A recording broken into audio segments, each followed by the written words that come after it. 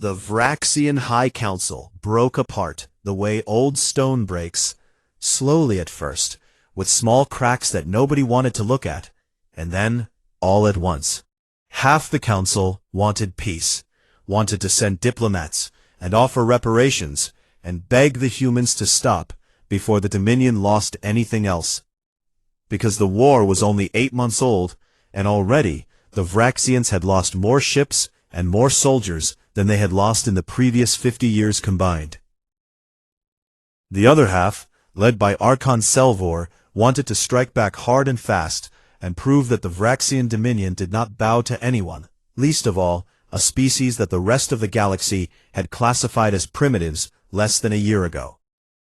Selvor won the argument because he was louder and older and more decorated, and because the Vraxian culture respected strength above wisdom, which was the kind of mistake that only matters when you are wrong. His plan was bold and desperate in equal measure. Bypass the human fleet entirely and strike directly at the human colony world of New Carthage, the largest and most populated human settlement outside the Sol system. And he would hold it hostage until the humans agreed to negotiate on Vraxian terms. It was not a bad plan, not exactly. It assumed that humans, like every other species the Vraxians had fought, would become cautious and compliant when their civilians were threatened. It assumed wrong. Admiral Morrow had expected this move. He had expected it because he understood something about the Vraxians that the Vraxians did not understand about themselves. They were predictable because they believed their own stories about being invincible, and invincible people always assume that attacking the heart will break the spirit. Morrow had reinforced New Carthage 3 months ago, quietly, without announcement, moving defense platforms into orbit and ground batteries into the hills and stockpiling weapons. In every settlement on the planet. But the reinforcements were not what won the Battle of New Carthage. The people won it. When Selvor's fleet dropped out of faster-than-light travel above the planet and began demanding surrender, the governor of New Carthage broadcast a single message to every settlement on the surface. "They are here," the message said. "Stand up." And the people of New Carthage stood up. Miners pulled rifles from their lockers and took positions on ridgelines overlooking the valleys where Vraxian landing craft would have to touch down. Teachers moved children to underground shelters, and then came back up with whatever weapons they could find and joined the defensive lines. Doctors set up field hospitals in basements and tunnels, and told their staff that nobody was going to die today if they could help it. A retired Marine named Dominic Reyes, who was 74 years old and had a bad knee and a worse temper, organized his entire neighborhood into a militia unit in 45 minutes, and positioned them at the main road into town, with homemade barricades and hunting weapons. The Vraxians landed 30,000 ground troops, expecting to walk into a frightened civilian population. Instead, they walked into a fight. Every street was contested. Every building was a fortress. Every rooftop had someone on it, with a weapon and the will to use it. And the Vraxians, who were trained to fight soldiers, did not know how to fight a planet. A Galactic Concord observation drone, one of the automated systems that monitored conflict zones across the galaxy, captured a piece of footage during the battle that would become the most watched recording in galactic history. It showed a human woman, old, white-haired, small, standing on the roof of a residential building with a magnetic railgun braced against her shoulder, firing down at a Vraxian armored column that was trying to push through the street below. She was laughing, not the wild laughter of madness or fear, but the sharp, bright laughter of someone who had been waiting her whole life for this moment, and was not afraid, and would not stop, and was daring the universe to try and make her. The clip was 12 seconds long. It was translated and broadcast to 4,000 species within hours, under a title that needed no explanation. This is what a Death Worlder looks like. The Vraxian ground assault failed in 7 hours. Their fleet, engaged by the human defense platforms, and by Morrow's reinforcement fleet arriving from behind, failed in 12. Selvor's flagship, the Crystalline Throne, was disabled by a coordinated strike that took out its engines and weapons without destroying the ship. Precise, surgical, deliberate. Admiral Morrow boarded it himself. He walked through the corridors of the crippled warship with a marine escort, past Vraxian soldiers who had surrendered and were sitting against the walls with their crystalline faces dark and dim. The colors drained from them in a way that meant they had given up. He found Selvor on the bridge. The Archon was standing because Vraxians did not sit, and he was tall and ancient, and his body still shimmered with faint light. And he looked down at the small, scarred human who had destroyed his fleet and his reputation and his belief that the universe made sense. Morrow did not raise a weapon. He did not make a speech. He reached into his coat and pulled out a datapad and held it up to the Archon. The datapad contained 2,218 entries. Each entry had a name, an age, and a photograph. Elena Vasquez, age 44, governor and mother. Maria Vasquez, age 12, her daughter, who had survived the bombing, but whose mother had died of injuries 3 weeks later on the evacuation shuttle, without ever telling anyone she was hurt. David Park, age 26, communication officer who died trying to call for help.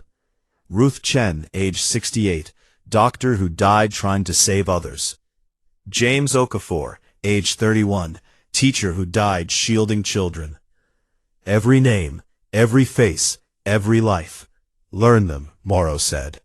Selvor looked at the datapad for a long time, and then he took it, and the colors in his crystalline body shifted to something that the Vraxian's own language described as the hue of deep shame. The Treaty of Arendor was signed 9 days later. The Vraxians ceded the Arendor system permanently, paid reparations to the families of every colonist killed, and formally recognized humanity as a sovereign galactic power. But the treaty was not the important thing that happened.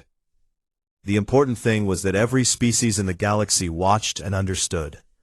They understood that somewhere in the Orion Arm, on a small blue death world, orbiting an ordinary star, evolution had produced something that the galaxy had never seen before. A species that was kind and curious and creative and warm. A species that built schools and hospitals and wrote poetry and loved their children. And also a species that when those children were taken from them, would cross the stars and tear empires apart with their bare hands, and not stop until the debt was paid. The Galactic Concord created a new position, Human Liaison Officer, and appointed Tolek Fen to fill it, because he was the only person in the galaxy who had seen this coming. In his first official report, Tolek Fen recommended that the Concord species classification system be updated. He proposed a new tier above Tier 1, a tier that had never existed before because it had never been needed. He called it Tier 0, Do Not Engage. The recommendation was approved unanimously in 4 minutes, the fastest vote in Concord history. In the months that followed, diplomatic ships from hundreds of species began arriving in human space, carrying gifts and trade proposals and very carefully worded letters of friendship.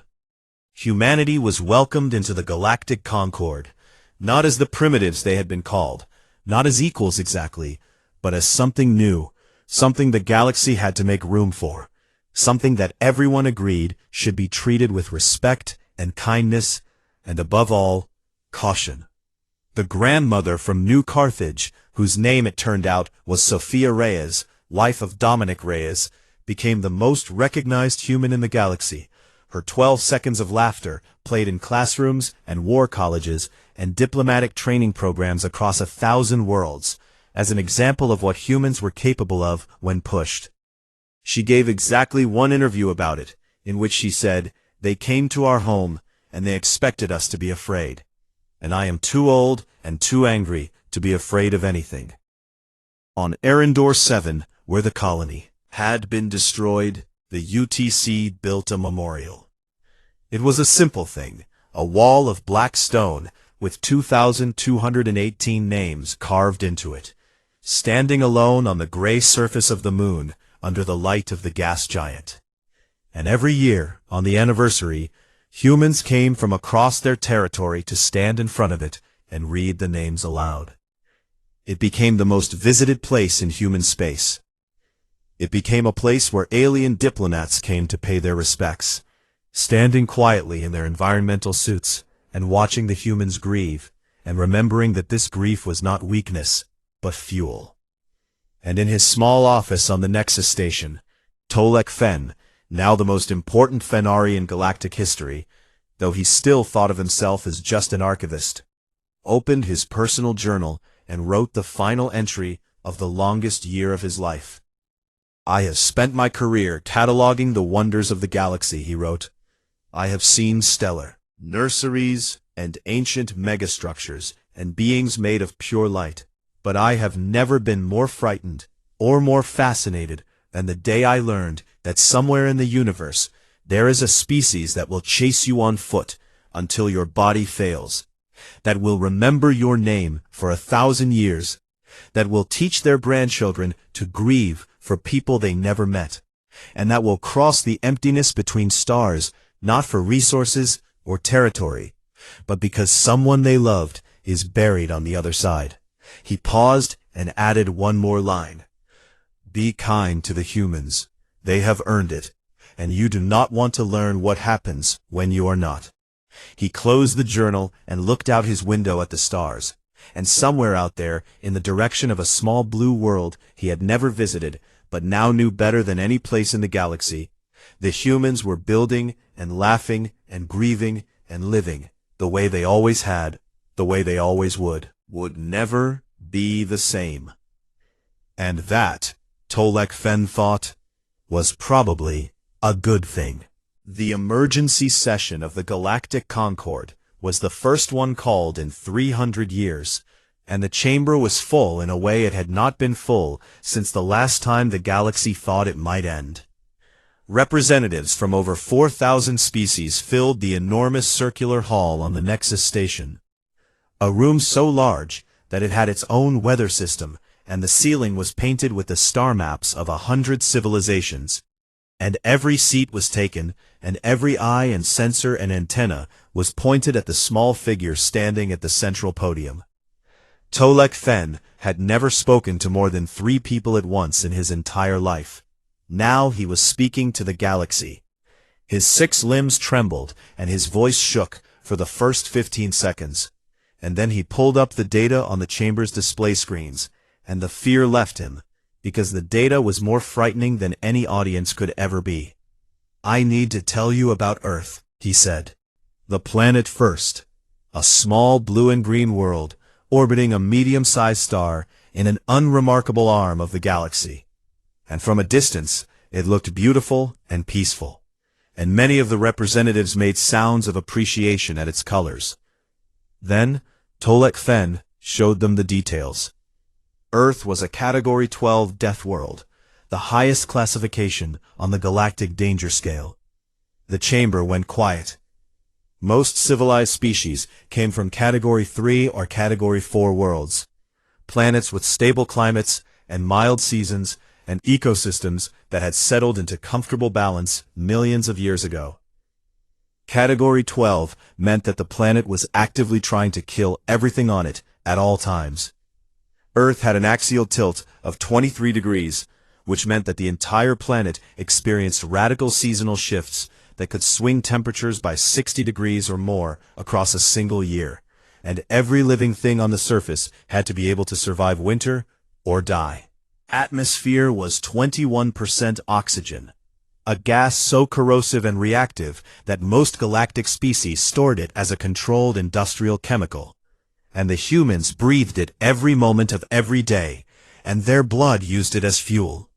70% of the planet's surface was covered in salt water that contained predators large enough to swallow a Vraxian transport shuttle whole, and the humans went into this water recreationally, for fun, because they enjoyed it. The land was worse. Every biome, from frozen tundra to boiling desert to dense jungle, contained predators and parasites and pathogens that had been locked in an evolutionary arms race for hundreds of millions of years, and the result was a planet where everything that survived was tough and fast and mean. And the humans, Tulloch Fenn said, are what survived all of it. He showed them the biological data. Humans were persistence predators, a classification so rare in the galaxy that most species had never encountered one. Most predators in the universe relied on speed, or ambush, or venom. Short bursts of lethal energy, followed by rest. Humans did not do this. Humans chased their prey on foot, at a slow and steady pace, for hours and sometimes days, across any terrain, in any weather, until the prey animal's body overheated and its legs gave out, and it collapsed from exhaustion, and the human simply walked up to it and killed it. They were not the fastest creatures on their planet, or the strongest, or the most venomous, but they were the ones that never stopped, and on a death world, that was enough to become the dominant species. Their bodies were built for endurance in ways that made the Concord xenobiologists uncomfortable. They could function with broken bones, they could fight while bleeding, they could operate at reduced capacity for days without sleep, and they healed from injuries that would permanently disable most galactic species. Had a chemical in their brains called adrenaline that in moments of extreme stress temporarily increased their strength, speed, and pain tolerance beyond their normal limits. And they had another response system, one that Tulloch Fenn struggled to explain, that was even more dangerous. They call it rage, he said. He explained it as best he could. Rage was a neurological feedback loop triggered by emotional pain, grief, loss, injustice, the suffering of someone they loved. And instead of shutting the human down, the way intense emotion shut down most species, it did the opposite. It made them faster. It made them stronger. It made them willing to do things that no rational calculation would ever support. Not because they could not think clearly, but because they had decided that winning mattered more than surviving. The chamber was very still. Then, Tulloch Fenn told them about spite. Spite was the willingness to accept harm to yourself if, and only if, it meant causing greater harm to your enemy. It was a concept so alien to galactic civilization that Tulloch Fenn had to explain it 3 times before most of the representatives understood what he was saying. And when they finally understood, the room filled with the sounds of 4,000 species expressing horror in 4,000 different ways. A human will burn down their own house, Tulloch Fenn said, if their enemy is standing inside it. He let that sit for a moment. Then he told them about revenge. Revenge was not anger, and it was not spite. It was something colder and more patient. A willingness to carry a wound across years and decades and sometimes centuries. To pass the memory of a wrong done from parent to child to grandchild. To build entire cultures around the promise that a debt of blood would one day be repaid. Other species forget, Tulloch Fenn said. Humans remember, and they teach their children to remember. Their children. And the debt is never canceled. He looked out at the silent chamber. The Vraxians killed 2,218 humans on Erendor 7, he said. Every human alive knows this number. Every human alive knows every name. And they will know these names in 100 years and in 1,000 years. And they will never forgive, and they will never forget. Because that is what they are. He paused. That is what a death world makes, he said. The chamber erupted. 17 species formally requested emergency military consultations within the first hour, and 43 species began quietly recalling their ambassadors from Vraxian space, because nobody wanted to be standing next to the Dominion when the humans arrived. On the Vraxian homeworld, Archon Selvor was no longer bored. The war that he had expected to be a Myra cleanup operation had become the most dangerous conflict the Dominion had faced in its history. Humans kept doing things that were not supposed to be possible. They had adapted to Vraxian shield technology in 4 months, a process that should have taken decades. By capturing damaged Vraxian ships, tearing them apart, studying the components, and building countermeasures that worked just well enough to close the gap. They had mapped every Vraxian supply line, and were cutting them one by one with small, fast raider squadrons that appeared from nowhere and vanished before reinforcements could arrive. And they were getting better, not just winning, but learning from every engagement, adjusting their tactics after every battle, evolving their strategies in real time, with a speed that made Selivor feel like he was fighting something that grew stronger every time he hit it. Then the message arrived. It came directly to the Vraxian High Council's secure communication network, which meant the humans had cracked their encryption. Impossible, and it contained a single file. The file was a complete schematic of the Vraxian homeworld's orbital defense grid. Every weapon platform, every shield generator, every blind spot, every weakness, mapped with perfect accuracy. The accompanying text was short. "We have not decided what to do with this yet," it read.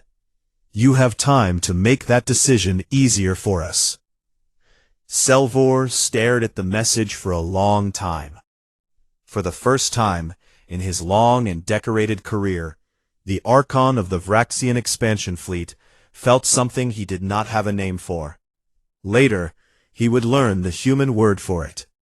The word was dread. 6 months passed after the burning of Arendor 7, and the Vraxian Dominion forgot about it completely. Archon Selivor had moved on to conquering a system full of gas-harvesting platforms owned by a timid species called the Relani, and the Arendor 7 incident was buried in a filing cabinet somewhere between supply requisitions and fuel reports. And nobody in the Dominion thought about the small gray moon or the small soft creatures who had lived on it. Then the outposts started going dark.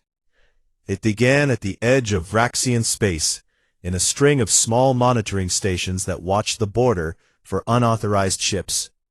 Station Vreth 4 stopped reporting on a Thursday. Station Vreth 7 went silent 2 days later. Then Vreth 12, then Vreth 15, then the entire eastern chain, one after another, like candles being blown out by a wind that no one could see. Selivor dispatched a patrol fleet of 30 warships to investigate, led by a young commander named Crix Tal, who was eager to prove himself, and who expected to find nothing more than a technical malfunction, or perhaps some pirates too stupid to know whose territory they were in. Crix Tal's fleet arrived at the location of Station Vreth 4, and found it destroyed. The station had been taken apart with surgical precision, every weapon disabled, every sensor array shattered, every communication dish removed, and the wreckage had been arranged in a pattern that Crix Tal did not understand at first. Then his signals officer told him that the pattern formed numbers in the human mathematical system, 2218. The wreckage was playing a broadcast on repeat, a simple audio file cycling endlessly through the void, and when they translated it, they found it was a list of names, human names, read in a calm, steady voice that did not waver or break. Crix Tal felt something he had never felt before in his military career. Uncertain. He reported back to Selivor and requested reinforcements, and Selivor told him to stop being dramatic and to find and destroy whoever had done this. And so Crix Tal pressed deeper into the border zone with his 30 ships and his crew of 8,000 Vraxian soldiers. He never came back. The UTC fleet that found him was not a fleet in any sense that the galaxy understood. Galactic warfare had rules that every species followed, because they were logical and efficient. And the most basic rule was that you gathered your ships into one large formation. You pointed that formation at the enemy, and you overwhelmed them with concentrated firepower. The humans did not do this. Instead, they came in dozens of small groups, 3 ships here, 5 ships there, 2 ships hiding behind an asteroid, 4 ships pretending to be debris, and they struck from every direction at once, with no warning, and no pattern that any Vraxian tactical computer could predict. Each human ship captain made their own decisions in real time, adapting to the battle as it changed second by second. And they communicated in short bursts of coded language that the Vraxians could not decrypt, because the codes were based on human cultural references that no alien database contained. Krixtal's fleet was surrounded before he realized he was in a fight. He lost 12 ships in the first 4 minutes. He tried to form a defensive formation, and the humans simply flowed around it like water around a rock, striking at the gaps, pulling back, striking again, never staying still, never doing the same thing twice. And then something happened that broke the Vraxian fleet's spirit entirely. A human destroyer, already burning and venting atmosphere from a dozen hull breaches, turned off its engines and aimed itself directly at Krixtal's flagship. The crew had evacuated into escape pods. Most of the crew, but the ship's captain had stayed behind to guide it manually, and the destroyer hit the flagship at full speed and tore through its midsection like a fist through glass. The Vraxians had a word for sacrifice in battle, but it was an old word, a word from ancient stories, not something that real soldiers did in real wars. The humans did it like it was a standard tactic. They called it an acceptable tactical exchange, and the way they said it, calm, professional, as if trading a ship for a ship was just mathematics, was more frightening than the act itself. Krixtal survived the impact, but lost half his fleet in the battle that followed, and when it was over, his remaining ships limped back to Vraxian space, carrying sensor recordings that would be watched in horror by every admiral in the Dominion. Word spread fast after that. The Battle of Thren Corridor came 3 weeks later, and it was the first engagement large enough that the Galactic Concord's monitoring systems picked it up. 2. The Vraxians brought 200 warships and arranged them in the classic Dominion battle wall, a formation that had broken every enemy they had ever faced. And they outnumbered the human fleet 4-1, and their shields were stronger, and their weapons hit harder. None of it mattered. The humans used electronic warfare to blind the Vraxian sensors, filling their screens with false signals and ghost ships, until the Vraxian commanders could not tell what was real and what was not. They hacked into the Vraxian communication network, something that should have been impossible, something that the Vraxians had been told was impossible, and they broadcast audio through every speaker on every Vraxian ship. The audio was the sound of the Erendor 7 bombardment, recorded by the colony's emergency systems, the sound of buildings collapsing, and air rushing out into vacuum, and people screaming, and children crying, and then silence. Vraxian bridge, in every Vraxian barracks, in every Vraxian hallway, and it did not stop. Vraxian morale cracked like thin ice. Soldiers who had never known fear in their lives found themselves hesitating, flinching, making mistakes they had never made before, because the sound in their ears was not a weapon, but it worked like one. The battle lasted 6 hours, and the Vraxians lost 137 ships. And when it was over, the human fleet held the Thren Corridor, and the road to Vraxian core territory was open. Admiral Morrow sent a message after the battle, broadcast on an open channel so that every species with a receiver could hear it. "You killed 2,218 of our people," the message said. "We remember every name. We are not coming to negotiate. We are not coming to conquer. We are coming to make a point, and we do not stop." The message was translated into 4,000 languages within hours. The galaxy, species that had never heard the word human before, were suddenly very interested in learning more. On the Nexus station, Tolek Fen's communication terminal began to ring, and it did not stop ringing for 3 days.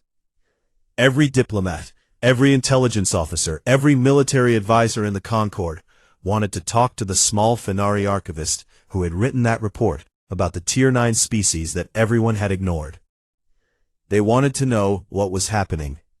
They wanted to know what humans were, and most of all, They wanted to know how to make sure the humans never, ever turned that terrible, creative, relentless fury in their direction. Tolek Fen answered every call and said the same thing to each one. "I tried to tell you," he said. "I tried to tell all of you." Nobody had listened then. Everybody was listening now. Tolek Fen was not the kind of person anyone noticed. He was small even by the standards of his own species, the Fenari, who were already among the smallest sentient beings in the galactic concord. And he had 6 thin limbs and large dark eyes, and a voice that most other species had to lean down to hear. He worked in the Concord's archive division on the enormous space station called the Nexus, which floated at the center of civilized space and held the records of every known species, every war, every treaty, and every minor bureaucratic filing that the galaxy had produced in the last 12,000 years. His job was to process paperwork, and he was very good at it, and nobody had ever once thanked him for this. The Arendor 7 file landed on his desk on a slow morning between 2 cups of warm broth. It was flagged as a Vraxian territorial claim, standard category, minimal review required, and all he had to do was verify the details, attach the relevant species profiles, and file it in the archive where it would sit forever and never be read again. He opened the file and started with the Vraxian side, which was easy because the Vraxians had a profile 4,000 pages long with detailed military assessments and biological data and cultural analysis going back centuries. Then he tried to pull the human file. He stared at his screen for a long time. The file was almost empty. There was a species name, human, also called Homo sapiens, and a homeworld designation, Earth, Sol System, Orion Arm, and a classification, Tier 9 Primitive, and then almost nothing else. No military capability index, no biological threat assessment, no cultural analysis, no diplomatic history. There was only a single note from an automated survey probe that had passed through the Sol System about 300 years ago, and it read, "Carbon-based bilateral bipeds, persistence predator lineage, anomalous aggression. Markers detected in broadcast signals. Recommend updated in-person assessment at earliest convenience." That assessment had never been done. No one had ever bothered. Tolek Fen felt a small itch in the back of his mind, the kind of feeling he got when a file was wrong, when numbers did not add up, when something important was hiding behind something boring. He should have just filed the paperwork and moved on. Instead, he started digging. The first thing he found was the broadcast signals. Hundreds of years ago, before humans had learned to contain their communications, they had been blasting unencrypted radio and television signals into space in every direction, and many of those signals had been captured and stored in the Concord's deep archive as raw data, never translated, never analyzed, just sitting in a forgotten server like a box of old letters no one had opened. Tolek Fen opened the box. He spent 3 days translating and watching and reading, and by the end of the first day, he had stopped eating. And by the end of the second day, he had stopped sleeping. And by the end of the third day, he was sitting at his desk in the dark, with all 6 of his limbs pulled tight against his body, which was what Fenari did when they were very, very afraid. The records showed a species that had been at war with itself for its entire existence. Not the kind of small border conflicts that most galactic species experienced in their early development, but massive, sustained, industrial-scale wars that killed millions and sometimes tens of millions and reshaped the surface of their planet. They had invented weapons that could split atoms, and then they had used those weapons on their own cities, on their own people, and then they had built bigger ones. They had fought in trenches filled with poison gas and mud and disease. And they had kept fighting even when the death count became a number too large to. They had developed something called guerrilla warfare, where small groups with no resources could fight and defeat enormous armies through sheer stubbornness and creativity and willingness to suffer. And then Tolek Fen found something that did not translate properly into any galactic language. He found the concept of total war. In galactic civilization, wars had rules, wars had limits. Wars were fought between military forces while civilian populations were left alone, because that was how rational beings behaved. Total war meant that everything was a weapon and everyone was a target, and the entire productive capacity of a civilization was bent toward one single purpose: the complete destruction of the enemy's ability to fight. Tolek Fen could not find a word for this in Fenari, or in Vraxian, or in the Concord's common tongue. He also found something else that terrified him in a different way. Humans formed emotional bonds with anything. Not just with their own species, which was normal, but with other animals, with places, with ideas, with objects, with abstract concepts like freedom and honor and home. They would fight and die for a piece of colored cloth they called a flag. They would cross oceans for a person they loved. They would hold grudges for generations over land that had no strategic value at all, simply because their grandparents had lived there. And these bonds did not make them weaker, the way emotional attachment weakened most species in conflict. These bonds made them stronger.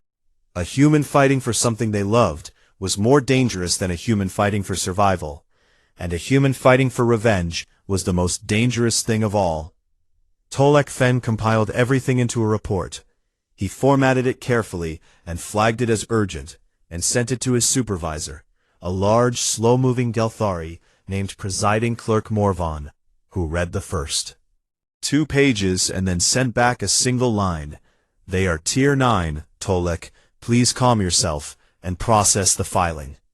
He sent it to the Concord's Security Advisory Board and received no response. He sent it to the Vraxian Diplomatic Office and received a polite note suggesting he mind his own business. Nobody listened. Nobody ever listened to the archivist. Meanwhile, in human space, things were moving. On the colony world of New Carthage, the largest shipyard in human territory was running day and night shifts for the first time since it was built. And the sound of welding and hammering and heavy machinery echoed across the plains like thunder that never stopped. On Mars, the old military academy that had been turned into a university was quietly turning back into a military academy. And the students who had come to study engineering and literature were now studying tactics and weapon systems, and not one of them complained. Morrow stood in front of a wall covered in star charts and fleet positions and intelligence reports. And he was planning something with the careful patience of a man who understood that anger was only useful if you aimed it properly. Every night, on every human world, the names of the 2,218 dead were read aloud on every broadcast channel. Every night, humans stopped what they were doing and listened. The names became a rhythm, a heartbeat, a drum that kept time as the war machine woke up. And across the galaxy, in the comfortable halls of power where ancient species made their comfortable decisions, nobody noticed. Nobody felt the ground beginning to shake. Tolek Fen sat alone in his small office, surrounded by files that no one wanted to read, and he looked at the data on his screen one more time, and whispered to himself in the quiet dark. "What have they done?" he said. And then, even quieter, he did not know the answer yet. But he knew with the deep certainty of someone who had spent his life reading the stories of civilizations, that the galaxy was about to learn something new about the universe. And the lesson was not going to be gentle. The colony on Erendor 7 was not special by any measure that mattered to the rest of the galaxy. It sat on a gray moon, orbiting a gas giant, in a system that most star maps did not even bother to label. And the 3,200 humans who lived there spent their days drilling into rock and pulling out minerals that the United Terran Coalition needed for ship construction back home. Governor Elena Vasquez ran the place with a calm hand and a warm voice, and the colonists liked her because she remembered their names and asked about their children, and never made them feel like they were just workers on a forgotten rock. She had come to Arendor 7 6 years ago, with her daughter, Maria, who was now 12, and who loved to sit on the observation deck and watch the gas giant spin its endless storms across the sky. Life was quiet, and life was small, and that was fine with everyone. Across the galaxy, in the towering crystal halls of the Vraxian Dominion, the implications of what was happening on Arendor 7 were just beginning to ripple out. Nobody knew Arendor 7 existed, and nobody cared. The Vraxians were tall beings, made of living mineral, their bodies shimmering with light that shifted color based on their mood, and they had spent the last 300 years conquering everything they could reach because they believed the universe owed them every resource it contained. Their empire stretched across 900 systems, and their military was considered the third most powerful in the known galaxy. And they had never lost a war, because they had never fought anyone who could match them. Archon Selvor commanded the Vraxian expansion fleet, and he was proud and old, and had crushed 46 species under his heel in his long career. When his scouts reported a resource-rich moon in an unclaimed border system, he did not even ask who was already there. He simply ordered his fleet to move. The first sign of trouble came on a Tuesday morning, colony time. Elena was drinking coffee in her office when the communication officer, a young man named David Park, ran in with a white face and shaking hands. He told her that a fleet of alien warships had just dropped out of faster-than-light travel in orbit above them, and that the ships were enormous, and that there were 47 of them. Elena set her coffee down very carefully and walked to the communication center.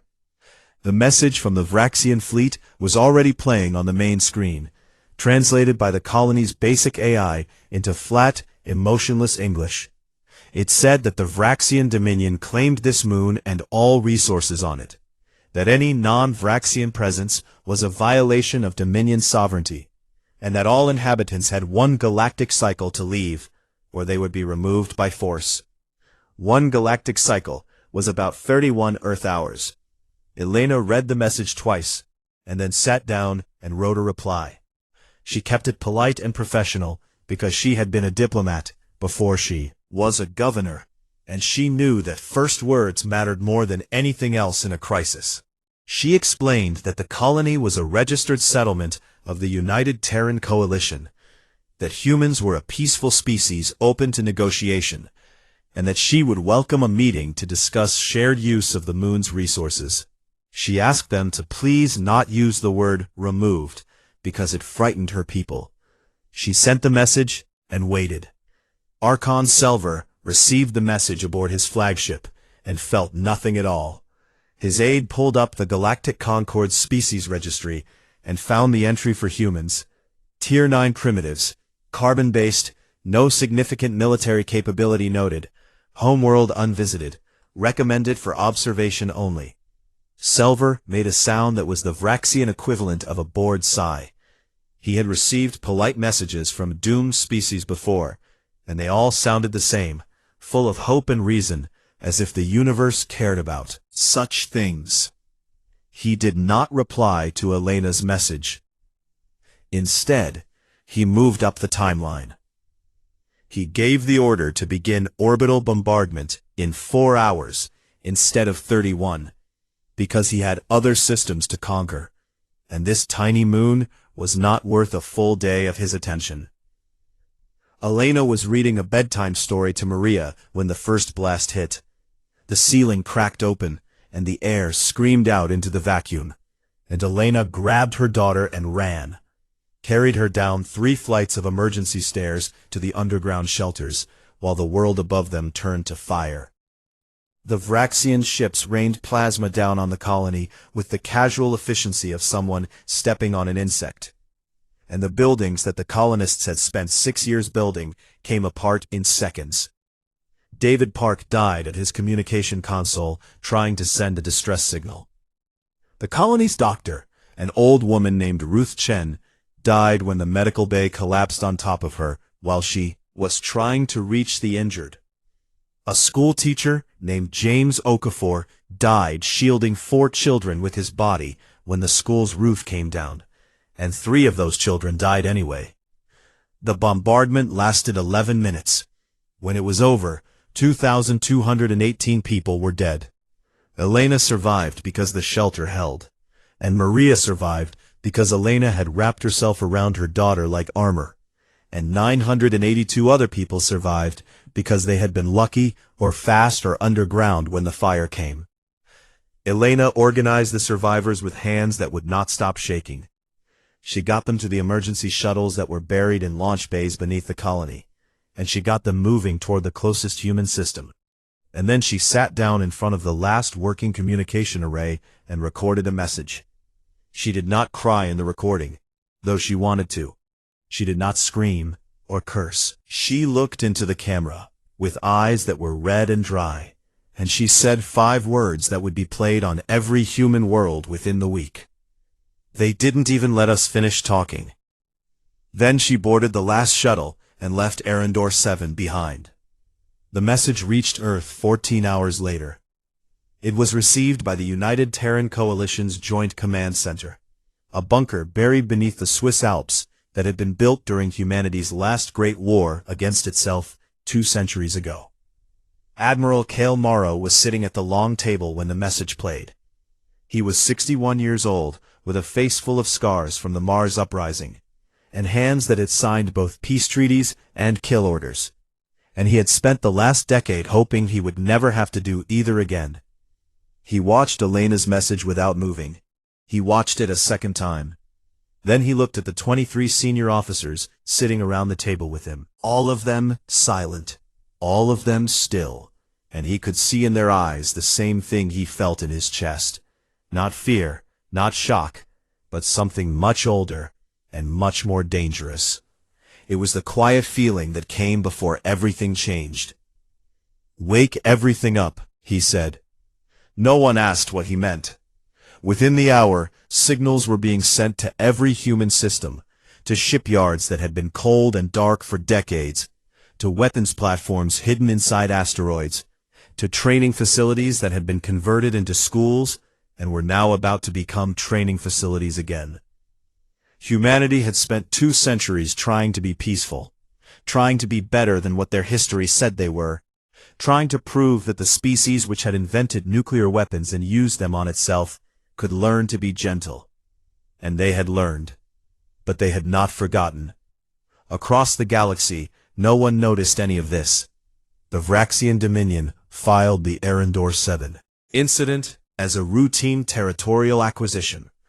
The Galactic Concord logged it as a minor border dispute involving a Tier 9 species, not worthy of investigation. And in the vast and ancient halls where the galaxy's powerful species made their decisions, not a single voice spoke the word human that day. They would learn to speak it soon enough.